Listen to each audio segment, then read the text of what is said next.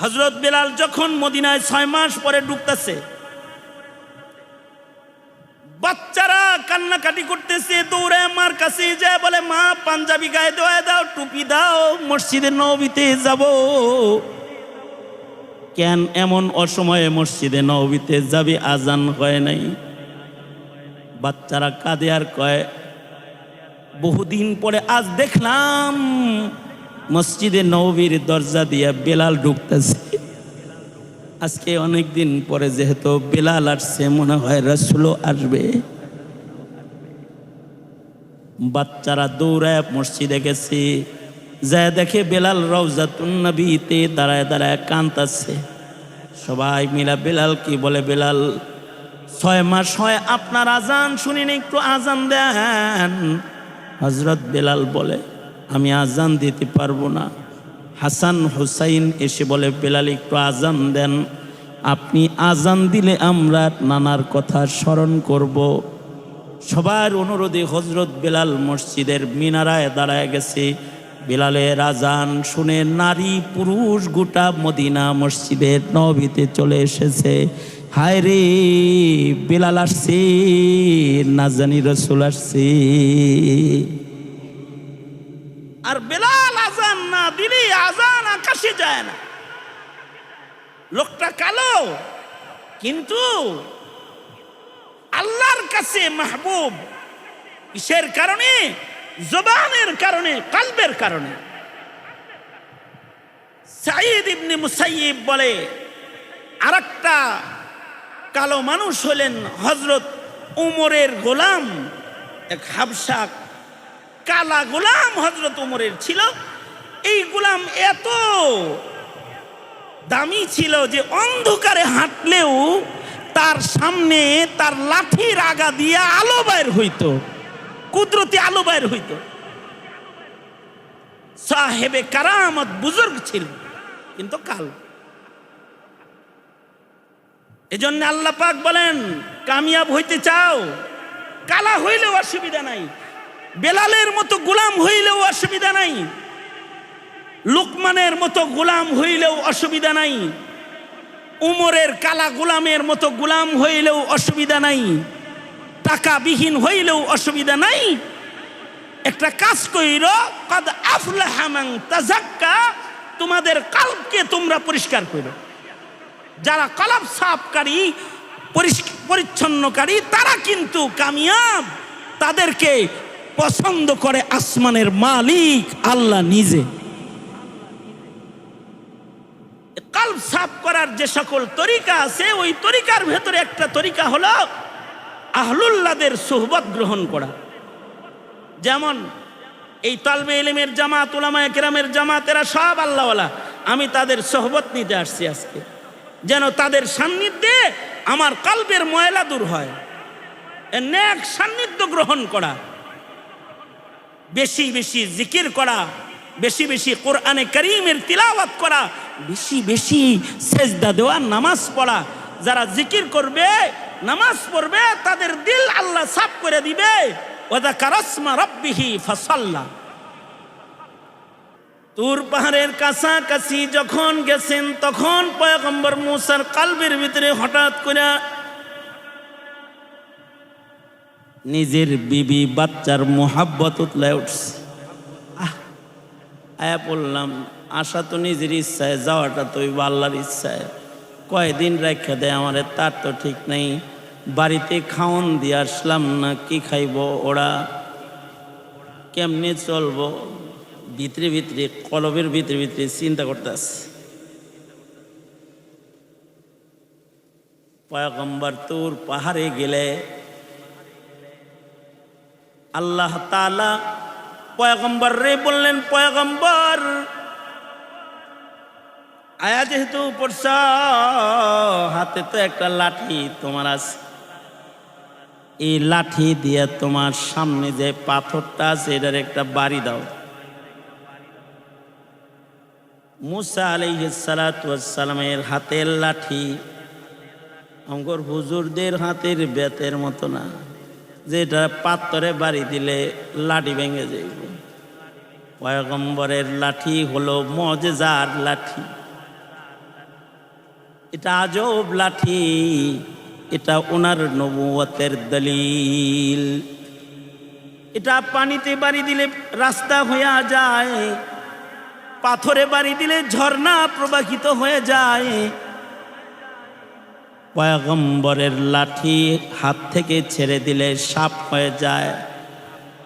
নিজের হাতের লাঠি হাতে লইয়া জাদুঘরদের মোকাবেলায় গেছি। আল্লাহ বলে, মূসা হাতের লাঠিটা জাদুঘররা রশি ছাড়ছে, তুমি তোমার হাতের লাঠি ছেড়ে দাও। আজব লাঠি পয়গম্বর ছেড়ে দিয়েছে। সাথে সাথে এটা এত বড় এক আজদাহা সাপ হয়ে গেছে যে নিজের লাঠি সাপের আকৃতিতে দেখা পয়গম্বর মূসা জাদুঘরদেরকে ভয় দেখাইব কি, নিজেই ভয় পেয়ে গেছে। নিজেই ভয় পাইছে। উনি যে ভয় পাইছে এটা উনার দিলেই আছে। আল্লাহ তাআলা উনার দিলের কথাটা জাদুঘরদেরকেও শোনায়া দিলেন। খুযহা ওয়ালা তাখাফ। ভয় তো দিলের ভিতরের জিনিস। আমি ভয় পাইছি কি পাই নাই আমি না জানি, আরেকজন জানবো করতে। ভয়ের কিছু আসারাত চেহারায় আসে, কিন্তু ভিতরে ভিতরে ভয় থাকলে অনেক সময় হুমড়া সুমড়ার মতো কিন্তু দাঁড়ায় থাকে। দিলের জিনিসটা অনেক সময় চেহারা দেখে বোঝা যায় না। জাদুঘররা টের পায় নাই যে মূসা ভয় পাইছে। আল্লাহ নিজেই মূসা আলাইহিস সালামকে বলছেন, খুযহা ওয়ালা তাখাফ। তোমার সাপ দেখা ওরা ভয় পাইছে, কিন্তু সাপের লেন্সটা যাইতে ধরতে তুমি ভয় পাও না। কিন্তু তুমি ভয় পাবা না। সানুঈদুহা সিরাতাহাল উলা। ধরার সাথে সাথে আজদাহাকে আবার পুনরায় সাপের আকৃতির থেকে লাঠি বানায় জিম্মা দাড়ি আমার, আমি লাঠি বানায় দেব, এটাকে ধরো তুমি তাড়াতাড়ি। পয়গম্বর ধরছেন, সাপ লাঠি হয়ে গেছে।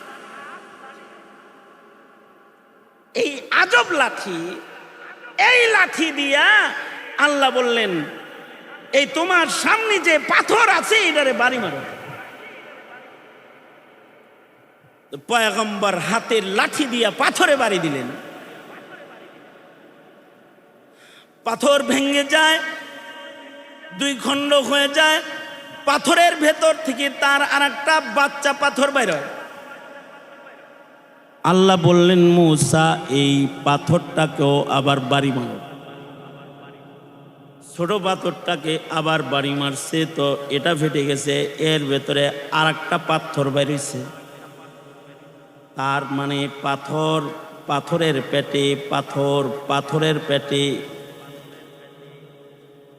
সব শেষের বাড়িতে যে ছোট্ট একটা সুন্দর সাদা পাথর বের হয়েছে, আল্লাহ তাআলা বললেন, পয়গম্বর এটা কেউ বাড়ি দাও। পয়গম্বরে পাথরকে বাড়ি দিলে এটাও ফেটে গেছে। পয়গম্বর তাকায় দেখি পাথরের পেটে পাথর, তার পেটে পাথর, তার পেটে পাথর, তার পেটে পাথর।